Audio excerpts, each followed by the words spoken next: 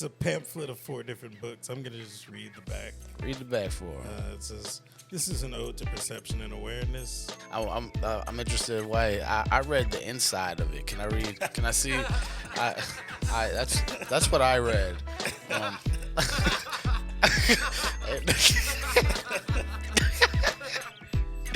And I loved it.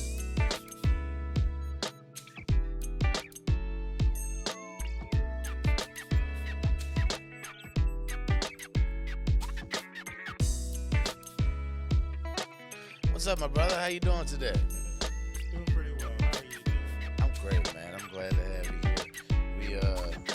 We've been taking a little break. Shout out to Grimtown Studios. I appreciate you being back. Yeah, this place is legit. Yeah, thank you, man. I appreciate you being here. We nice and warm and comfy by the fire up in Pickles' house today. Hell yeah. Welcome to Pickles' house, everybody. We are at another episode of Pickles' house. I'm excited for today. I'm here with a very good friend of mine, Byron Broussard. This dude, he was a comic before the pandemic. He was BC, before COVID, you know, and he's one of my favorites in the scene, bro. He, when I first seen him do a comedy, it was amazing because he wasn't using curse words or anything. He was just naturally funny on stage to me in a different kind of way, and I love this dude to death, man. So I want y'all to welcome Byron Broussard. Hell yeah! What's up, my brother? Thank you. It's good to be here. It's good to have you, man. What I do here, we get to know you. You know, I like to get to know the comics that I've been around for a long time, because, you know, sometimes we'll be in the trenches together, but we worried about other things. You know, we worried about our jokes and stuff like that. So, man, I'm glad you had the opportunity to come in here, had a little time to come spend at Pickles' house today, man. Let's get to know you real quick. Tell the people a little bit about yourself. I have a first name, and it's Byron. I have a middle name. That one's Keith. It's pretty cool. I have a last name. It's Broussard. It's like Frenchy. It's a little Frenchy. I like live as a person, and I've done that for close to 32 years. That's nice, man. It's nice to live as a person, isn't it? To be a person. It's pretty interesting. It is an interesting thing we get to do as people, you know, and just be on this earth. Just breathing and shit. Just breathing it. We try to figure out day to day what we want to do as this person that we have been blessed to be put on this earth as. Yeah. I love that, man. Where were you born at? Where are you from? I say Marrero. That's like it's my go-to. Okay. I think I was probably born in like the Metacrest Hospital. Okay. Which like the Murdercrest Hospital. It's got some bad rap. I'm from Marrero too, man. I understand where we're coming from here. I think I was born in West Jeff. I'm not completely. I feel like that hospital's probably in Terrytown or some shit though. It's like, yeah. It's like off Marrero. Yeah. It's like it's not in Marrero. No, I think that's Harvey or some shit. Yeah. I think that's Harvey, man. Yeah, but I lived in Marrero during that time. Okay.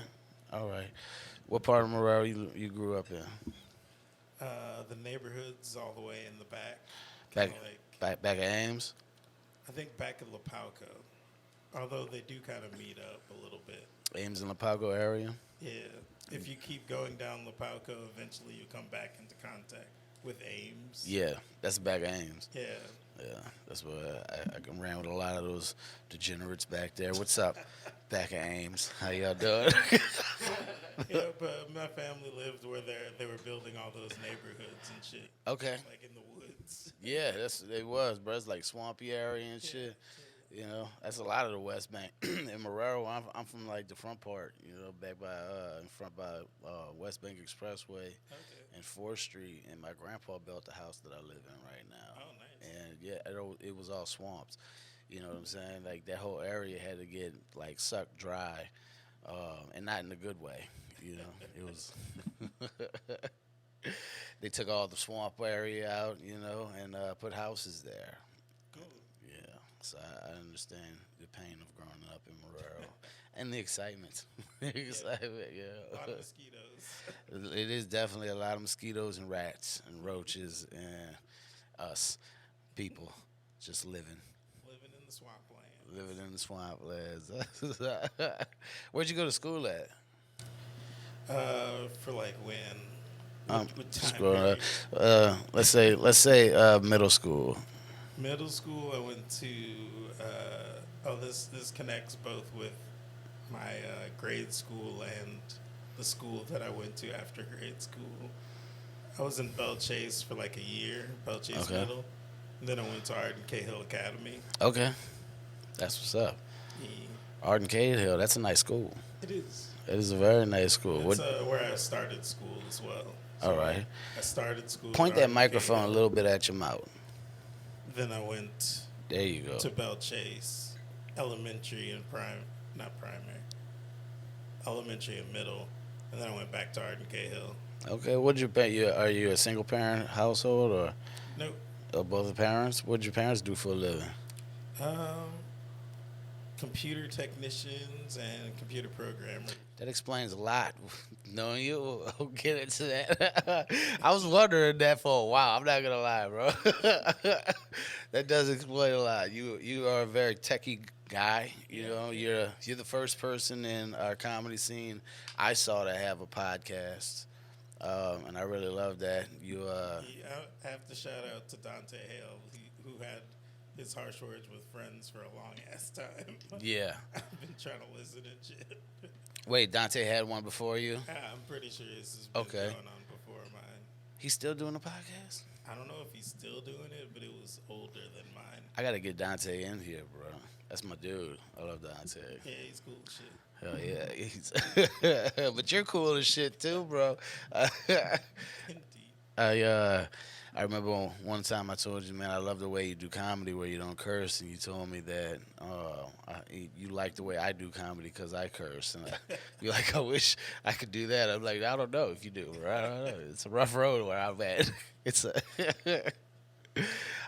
do you? And then I started seeing you do a little dirty comedy. How did that make you feel when you started doing dirty comedy after the pandemic?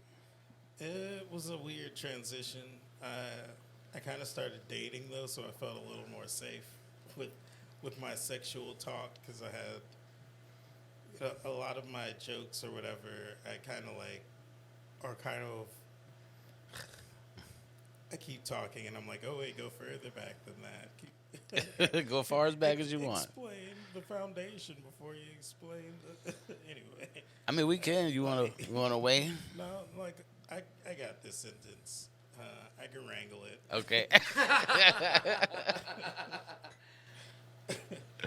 So like a lot of my joke concepts, I talk about with the public. I like to call it, which might just be the internet or Twitter. Yeah. Or something. So like I'll put it out there and then I'll talk about it on stage and then like I'll have like two different opinions basically of like the same subject. Okay. So like with sexuality and stuff, I started dating, so I had like a partner in the in what's real and what is not, and then I had the jokes. Okay. But yeah, so like I pretty much set up my foundations before I started doing exploratory jokes and stuff. It was good to watch. You know, I watched you put together jokes for a while about that, and it was nice to watch how like you developed them. I seen you like they didn't work at first, and then you just after a while your cadence takes over and the wording the way you do, and it starts working. And I'm like, oh shit, look at Dirty Byron up there. That's what I'm talking about. Talking about prostitutes and shit. It was great to watch, bro. So let me ask you, do you have any particular influence that you remember in comedy when you were younger, or anything that got you on stage when you were in school or something like that? On stage, well, Arden Cahill, we had like plays every year. Okay. Like they were whole like grade plays, so like everyone in the grade would be like contributing, I guess. We were mostly all in it, but like I'd be the narrator most of the time. But anyway, that was like my stage starting days. Okay. Like kindergarten, first grade, second grade. Yeah, I did that Doing too. plays and shit. I did, my first one was pre-K. I was one of the kids that told Jesus to go get another room. Yeah. I was like, no vacancy here, Jesus. You gotta get away from my closet that they put me in during this production. Nice. Jesus found his spot, though. He did. He ended up finding his spot. Do you remember the plays you did? Any of them? I remember our tribute to Andrew Lloyd Webber because, like, we did like a medley basically. Okay. Like, there was a little bit of Phantom of the Opera, there was a little bit of Technicolor Dreamcoat, there was a little. I don't remember the other ones. I don't think we did any Cats. No Cats? Maybe a song from Evita. Evita? But like, That's a lot, bro. That's a lot more than I did. well, no, that was all one play. It was one play. Yeah, it was like a tribute to the dude who wrote all those. And like we did Check. that sugar plum thing, the Christmas Nutcracker. We did that one once. Okay. That's What did you play? What is your most memorable role in my most memorable role is the narrator. the narrator? I think I was like always the narrator. Yeah. One time I may have been like Mouse 2 or some shit for Okay. the Nutcracker, but yeah, I was basically the narrator. Yeah, fuck that mouse shit, huh, bro? Yeah. Okay. Did you do good in school? Not really. Not really. Okay, through middle school, or because let me tell you, whenever I was in middle school, I had a plan as a young kid. I was like, I'm gonna do good up to this point, and I'm gonna say fuck it from here. Wow. And that's what I did when I hit high school. You know, sixth grade I did really bad, and then I had to go to summer school, and I was like, I don't want to ever go to summer school again. So I did good until I got into ninth grade, and then I was like, it's time to skip. So and make D's and C's and just like get by. Yeah. Was that what happened with you with school? Well, I have like ADD and dyslexia, so like doing homework was almost a never. I'm dyslexic too. Yeah. And then like, so I could skirt by not doing homework and getting good grades on tests. Yeah. For most of the school year up until like, not year, but most of schooling until about fifth grade. And then Okay. shit started to turn when I went back to Cahill. I had to like do a summer school to catch up with their program. Yeah. And then I did summer school every year until till ninth grade. Okay. Yeah, summer school sucked though, huh? Actually, I Where'd you go? probably was doing summer school in ninth grade. But anyway, Where'd you go to summer school? I went to different places. One was at Blank. One was at AOL. Okay. One was what's that? Cox, Helen Cox. Okay. It's like I did a whole summer school tour. Summer school. Let me ask you: did you get in trouble in school? Not all the time, but I was a talker. You were a talker. I'd be talking and making random comments, but not like all through class. Just like when it was a good joke. Okay, you like to make jokes and stuff, make people Yeah. laugh. Got to feel the bit out before you just you know.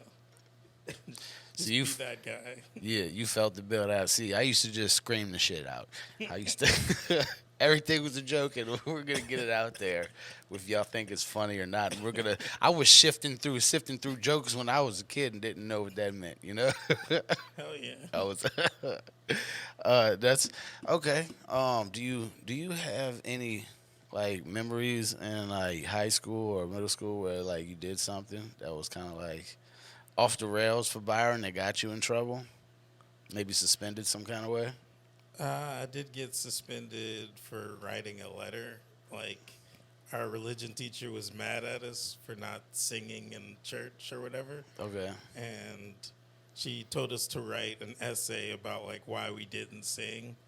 and like how we're disrespectful, and I turned that around into like, oh, it's my personal choice to sing or not sing. You can't control me. But I did it like very fluently, and like they made everybody in the office read it, and like I got talked to, and it's like, yeah, this is eloquent, but it's very disrespectful. Stop doing that. Yeah, yeah. I had to do stuff something like that for drug court. Yeah, whenever you graduate drug court, they make you write an essay.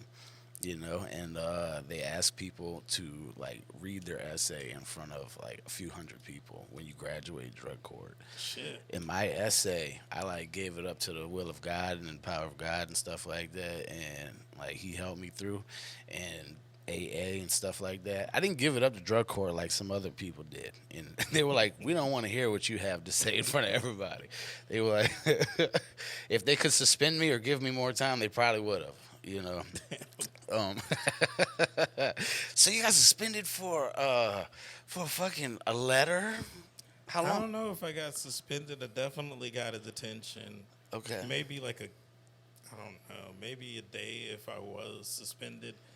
But one time I also got like a half of a suspension. They made me drive to a barber shop.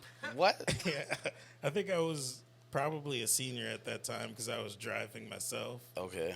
So like, went and got a haircut, and I told him to give me a mohawk, and like, it was just like a bump of hair in the middle of my head, basically where it is not right now.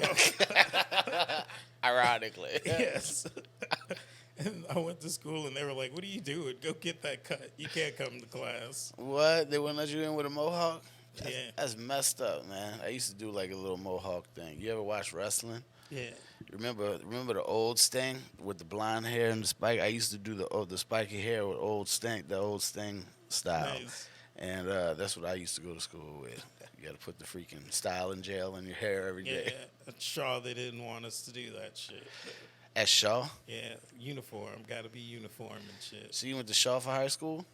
Hello, that's what's up. My aunt offered my father to put me in Shaw, and I was like, "Don't put me in Shaw because you're gonna waste your money." I basically told him, I was like, "You're gonna waste your money, dude. I am not planning on graduating at all." And I followed through with those plans. I did. Oh, okay. Let me ask you this, bro. What is your first comedy influence? You remember that? I used to watch all the shows that were on TV and stuff, like the premium blends and the comic views and whatever was in my age range, I guess, Yeah. on like whatever channel that was. You remember anybody specifically that stuck out to you? Not really. I just remember enjoying comedy because, like, Okay. when those shows came out, they'd be like, like snippets of comedians or like a set.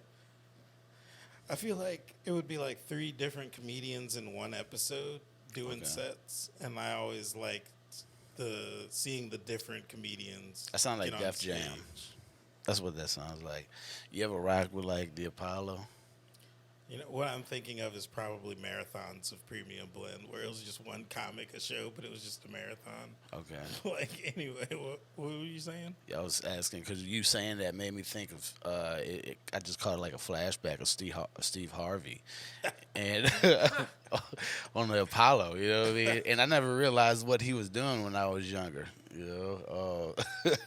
I think that might have actually. I always say Ron White. I remember that's the first stand-up special I got to see of somebody, but I think Steve Harvey might have been my first. Cool. It just popped in my head when you were talking about I that. actually have no idea who was my first, like, because, like, time and stuff is relative for me nowadays. Like, although it always has been, I've never had a good memory. Yeah, And I've always been questioning my childhood. Like, do I really remember what happened? Or am I conflating this with fucking television? I don't know. I mean, it sounds like you had good parents and a good childhood, man. They put Yeah. you in good schools, bro. And that's what's up. They came out with a good guy. Yeah. So let me ask you, what got you to get on stage the first time? I was already in the midst of a rap career. Although I Okay. wouldn't call it a rap career, but that's basically what it was because it didn't come to full fruition. So I was basically a local rapper. Yeah. Although I was trying to be an artiste and a musician or whatever. Were you good at rapping? Yeah, Okay. yeah. See, now I'm curious, bro. When was the last time you rapped? I made a song maybe 2 years ago, Okay. which was the most trippy shit I've ever made. But anyway, I have Can- like 3 albums. Can we really? Yeah. 3 rap albums? Well, the first one's basically, I call it post-gamop, which is post-screamo hip-hop. Okay. So, what does that consist of? What you rapping about? Ooh, it's very meta. Rapping about awareness, Okay. my mental state a lot of the time, and, spirituality. Are these out there for people to go listen to? Yeah, it's on YouTube. Let's do some promoting or some plugging right now. Plug everything you want to plug Yeah. that. Plug it up. I think my YouTube can be reached by searching Byron Broussard or like Chubby Chase 2, which I don't want to put too much weight on. Chubby Chase too. We all have our what that lingering YouTube page. Actually, YouTube just emailed me and they were like, "Hey, you could do a screen name now." No shit. Yeah. I did not take advantage. I do not always listen to my omens. Okay. I could have just said Lord Blackrocker on everything. Yeah. But, not taking advantage has its advantages. Okay.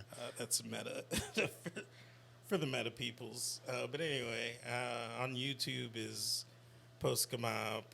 I don't want to get the numbers wrong, so I'll just say Hide Your Sin. That's my first album. Then Chaos Black is my second album. I like the names of these. Hydra Sin and Chaos Black. Yeah. Third album is Postgamop False Alarm.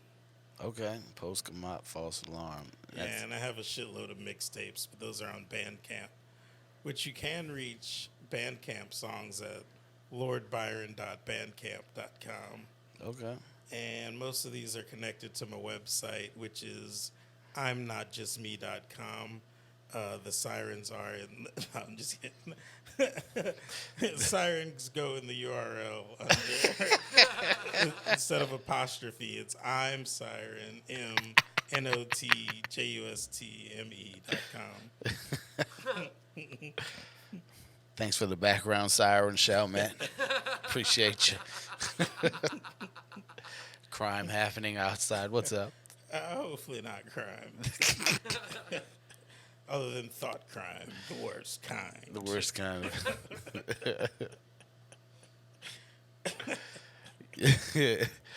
Yo, is that you got any shows coming up you want to plug? No, no shows coming up that Okay. I know of are on the sketch. But I am open to being booked.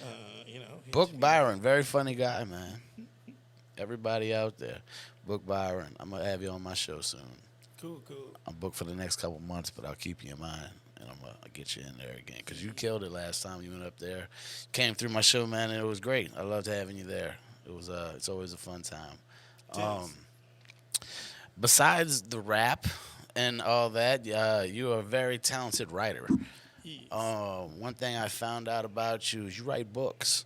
During the pandemic, I found out you write books, man. You put out a book. You wanna put that out there to the world right now? Hell yeah. Give it a little promotion. You can find this bad boy on Amazon. It's called An Ode to Perception and Awareness, Perspectives Through Persons. It's like a pamphlet of 4 different books. Pointed at that camera right there. It's a pamphlet of 4 different books. I'm going to just read the back. Read the back for her. It says, "This is an ode to perception and awareness through the perspective of the 3 persons, 4 short stories present the structure of the human condition at its highest potentials. It begins with Until This Book, a look into the idea of quantum thought. The next installment is Book, an ode to the first person perspective. Following is YDNS, an ode to the second person perspective, and ends with There Are Things, an ode to the third person perspective. This work is called an ode, much like the short stories are called books. In writing about these persons, I was not attempting to define them, but to set them free of their definitions. This is condensed philosophy and quantum thought applied to perception and awareness. Okay. See, whenever I'm interested. Why I read the inside of it. Can I read? Can I see? That's what I read.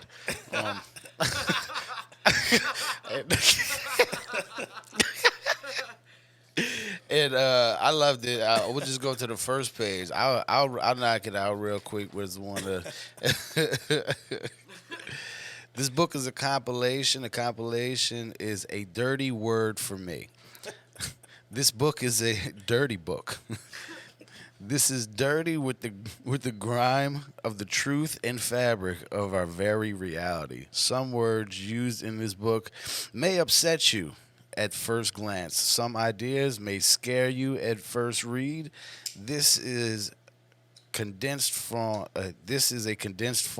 of information relayed in a swift and to the point manner. Even I, the author, read these works more than once, and they always give fresh perspective.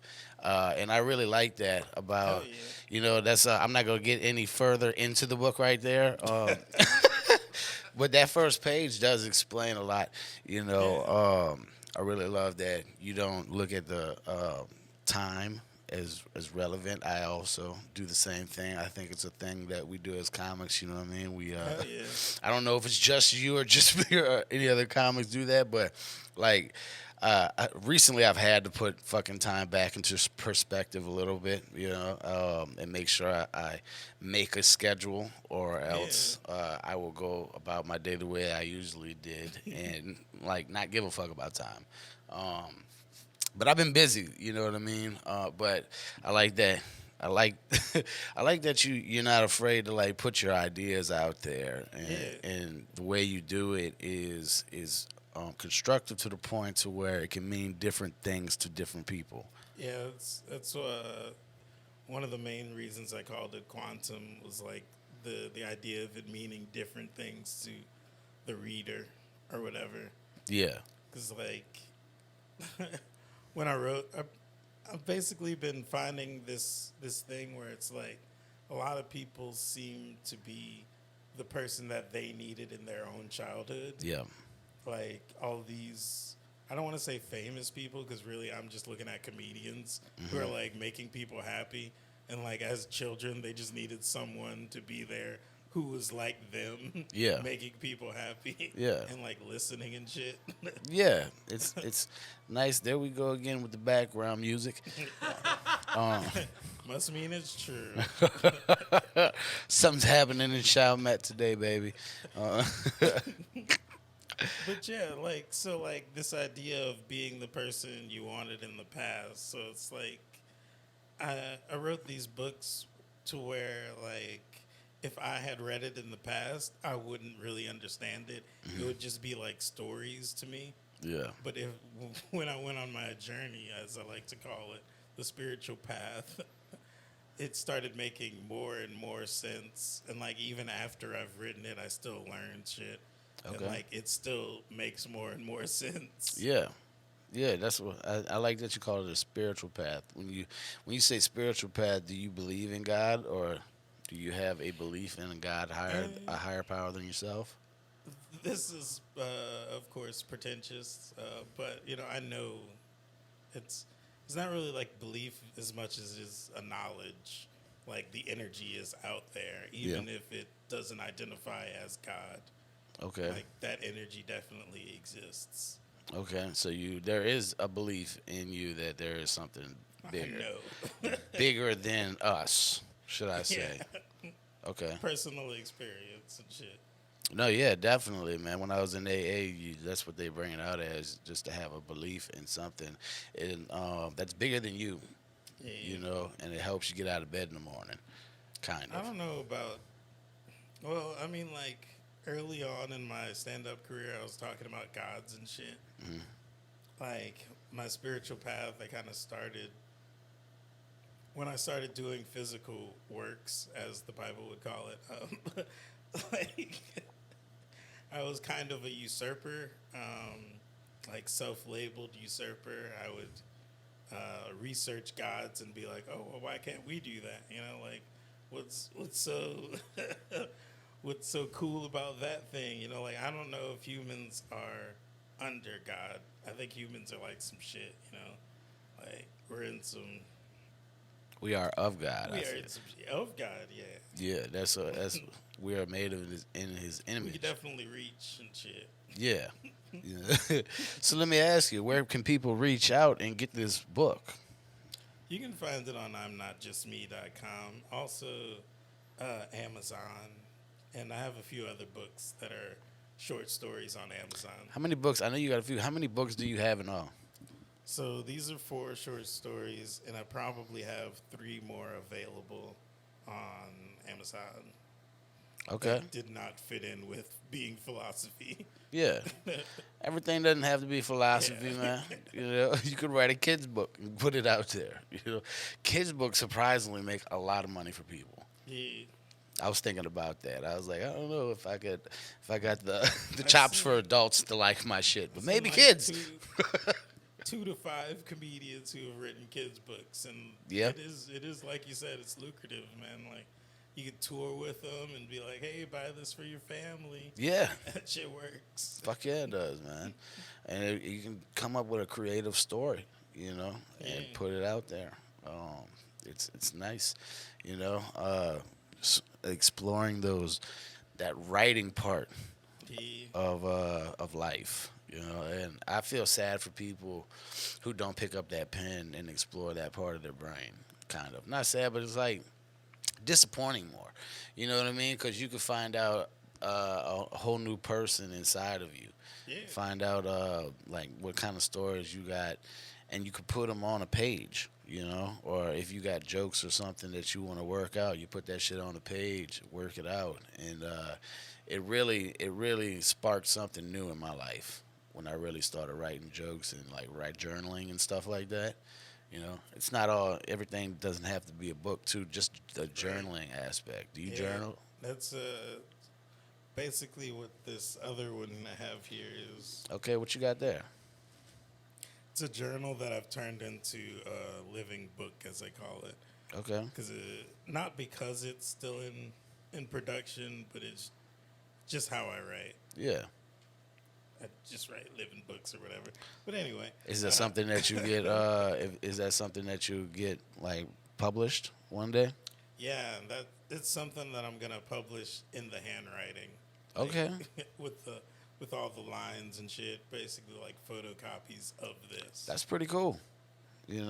That's like live writing. Yeah. There's no. I mean, you could see where you switch stuff up, I guess.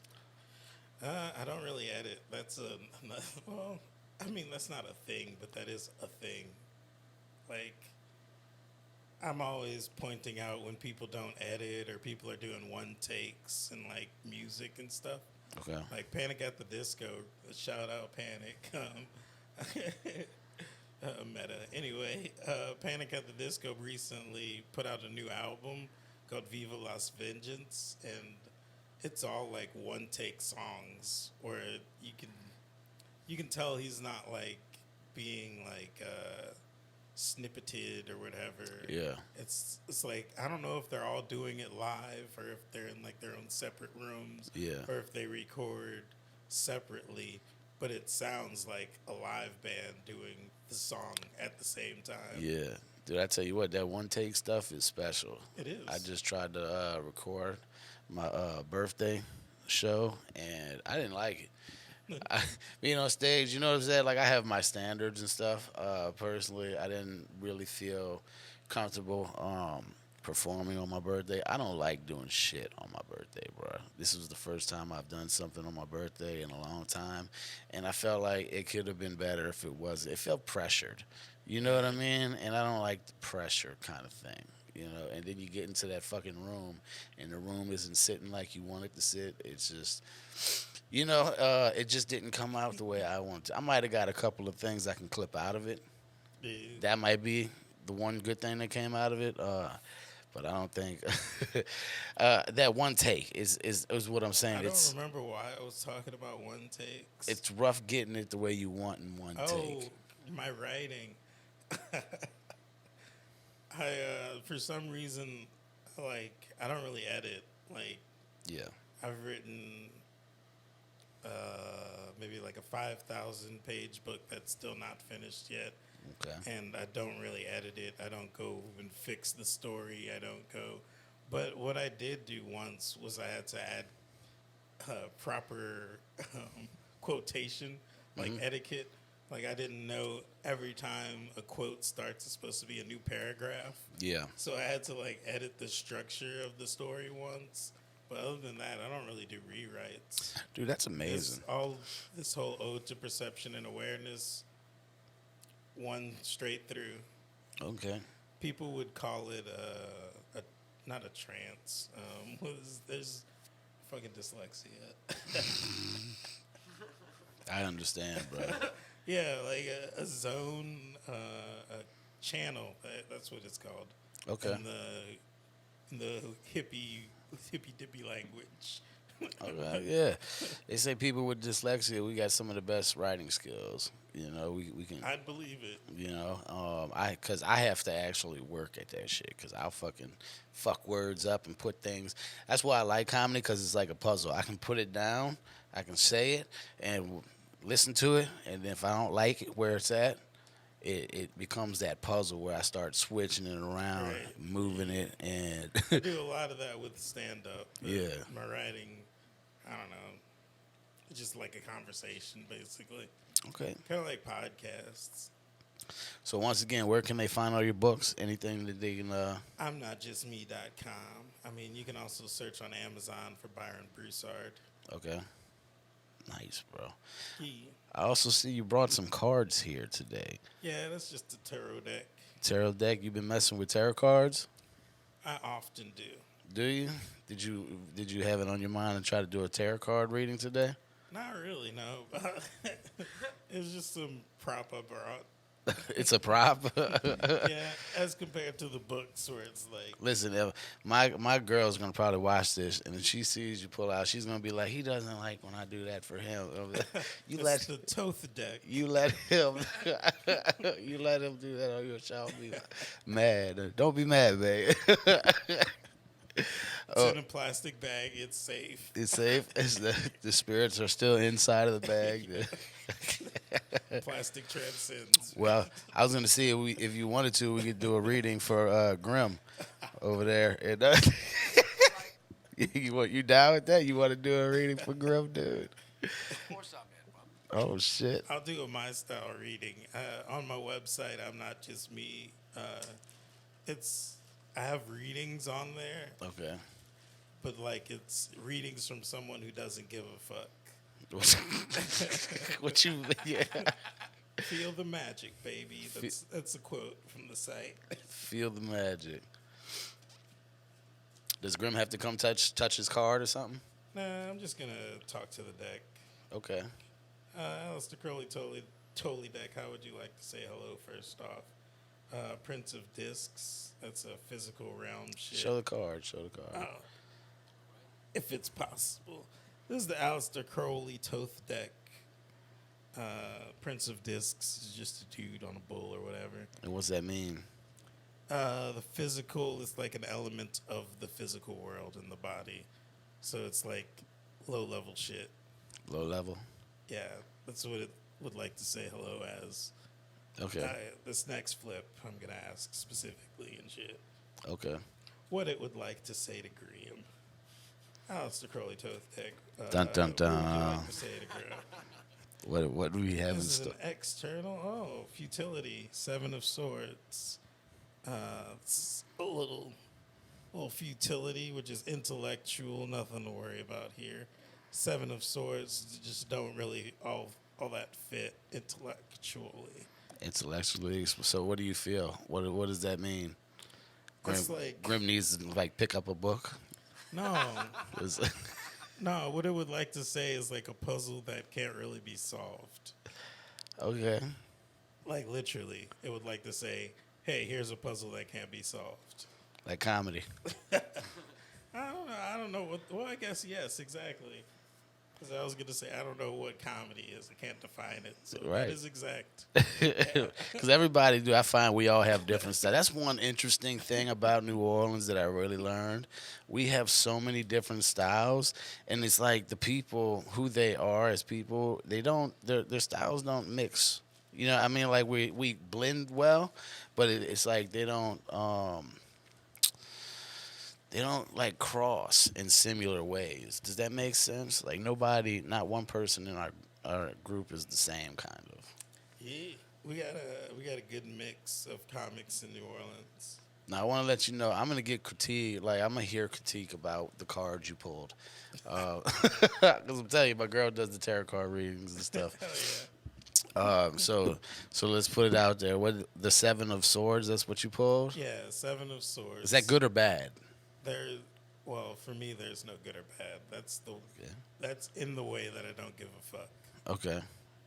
Grim don't give a fuck either, yeah. Grimtown Studios, we don't give a fuck in this bitch. You heard me? That's what's up, man. Yeah, I do like to do a little word association. The swords are all air things. Air is to do with the mind and thinking. So intellectual futility. That's what the card said. Okay, intellectual. It's as deep as I go on it. Okay, it sounds like we're gonna do good things at Grimtown Studios. To Hell me yeah. personally. I mean, Personally. I'd say that card was for the current moment and Okay. not like a future or the past type of deal. I'm not trying to So we're having good things happen at the current moment. hell yeah. I like that. That's good. Yeah, we gonna take it, man. We're gonna take it and run with it. That's awesome, dude. Were you like into sports? I was not into sports, no. No. I don't really follow football, but I did play it in like 8th grade. Okay. Probably also in 6th grade. You ever like collect things? Not necessarily, no. No. You never got into Pokemon cards or anything? I had a few Pokemon cards. Few Pokemon cards. Okay. How old are you? 31. 31. Oh shit, you're younger than me, dude. I mean, when this comes out, I'll be 32. Okay. Like I was in first edition era with the Pokemon cards. That's why I like to ask because I know I was also in the first edition era. but, that's when you like, started watching. Yeah, but like I got them because I thought I was gonna play Pokemon with like my neighbors and shit. I didn't get them because I was like collecting them. Okay. And then we did try playing a few times, but it got confusing. Yeah, that game sucked, right? The only thing they were good for was fucking collecting. Yeah. You know, my dad used to fucking look at me. He's like, "These things ain't gonna be worth anything." Lo and behold, father, I have a Charizard that is. They weren't worth anything in the present moment. but Yeah, they were in isn't the that future. crazy? I have a Charizard that's worth more than your Wilt Chamberlain, probably. It's first edition Dark Charizard, baby. I got Pokemon cards banned from my school in Marrero Middle. You ever? I stole like a bunch of Pokemon cards when I was younger Yeah. during leap tests and stuff, and I got called to the office at the end of the day, and I was like, I could hide these, or I could just go in and give them back, you know. And I went in and gave them back. As soon as I saw the kid, he was crying. I was like, "Oh, Yeah, take your kids Pokemon." love their shit, man. Let me tell you, that book I would have stole. It was fucking worth probably hundreds of thousands of dollars right Yeah. now. This was a booklet of nothing but first edition foils, dude. And if I'd have known then, I would have fucking hid that book. I'm not gonna lie, I would have hid it, but I didn't. It would have been blood money anyway. You know what I'm saying? Like it would have worked out. I don't trust the blood money shit. Not I anymore. wouldn't call that blood money as much as tear money. Tear money, tear money. Yeah. Poor kid's sadness. I bet you that poor kid sold them things and he's good hell right yeah. now. I bet you if he didn't do anything right in life, he fucking kept those Pokemon cards nice. Um, oh shit. Oh, so how? Wait, you said you had 4 books in all. 4 books in that one book, The Ode to Perception and What got Awareness. you to start writing? I've always been a writer. I read a lot, listen to audiobooks mostly now these days. Okay. But writing raps was fun. Writing jokes. I mean, I didn't write very many jokes, but I did write another notebook of jokes. And like that's always fun and shit. So was rap the first thing you started writing? Personally, for your personal benefit? I'd probably say yeah. Writing lyrics and shit. But like a lot of the times it was parodies or like remixes, as Lil Wayne would say, instead of a parody. You ever got on stage and performed your raps? Yeah. Yeah. Yep. I got the opportunity when Kyle Smith got in touch with these people who were doing open mics for rappers, for produced rappers. Okay. Not just like, most open mic for music is you have to bring your own instrument. Yeah. They don't let you plug in MP3s and play things Yeah. off CDs and shit. But like this was specifically for that, for the people who didn't have a band, but they had, a track and a rap. Mm-hmm. And like Kyle used to host these shows. I saw some amazing local talent in New Orleans during those shows. Like, I would have loved to see those shows. Dude. it was some shit. Cause I used to rap. I grew up rapping and stuff, but we were like neighborhood rap. You know what I mean? Like I went to after school, I would go to my buddy and we would go to Algiers, go to my partner's house, and they would be like on the front porch, literally passing around like 8 to 10 blunts and fucking just rapping on. Yeah, that's the vibe of the shows we were we were doing. I almost, it's on the tip of my tongue the names of them, but I do not remember at this moment. But like those shows, it's like blunts were being passed around. We were mostly waiting for our turns to go on stage and shit. Yeah. And like I went up there and did some like even backpack rappers would be embarrassed by my type of music. But I did that in front of like some really cool talent in New Orleans. Yeah. Was it a was good? fun. Was it? Yeah, I'm about to say, was it good for the soul Yeah. to get it out there, get on stage, and put your craft out there? Yeah. Did you feel like how many songs did you do? I feel like maybe like 4 or 5 in total. Okay. Yeah, maybe like 4 performances, maybe. That's what's up. Do you ever feel like you bombed with it? Yes. Yeah. Oh yeah. With rap and doing music, I always feel like I'm bombing. Okay. I did a show where I brought my keyboard on stage and I worked out how to play a song while singing. Okay. I did that and like even that I thought I was bombing at. I mean, music for me is like a thing where I definitely feel like I'm bombing, and like that's usually what I'm going for some reason. Okay. Well, I mean, we know as comics, you got to bomb to be better. You know. I was not trying to be better. I mean, but can you agree that if you bomb on stage, it made you better in comedy the next time? Hell yeah. Because you don't want to fucking bomb. What's your most memorable bomb? In comedy? Yeah. I have bits that I've tried to get to work, and like when they don't work, I feel like I've thrown everybody into an abyss. So like that's my idea of bombing, where I like say half of the information that I need to, Yeah. for people, in my opinion, to be like sound and in thinking that I too am sound. Like, sometimes I'd get off stage and be like, well, if they don't think I'm insane, they probably think they're insane. we can't both come sound from this situation. I like that. You know what I mean? Somebody's getting traumatized here. Yes. You know, is there a specific one time that really sticks out to you? No. But I did have this joke about circle talk that I had tried to do. I tried to like display circle talk. I have all of these bits that just don't work. Like, that's the only thing I can think of when I think of bombing a set is just like jokes that I've tried multiple times that don't work unless I get them specifically right. Circle talk bit is one.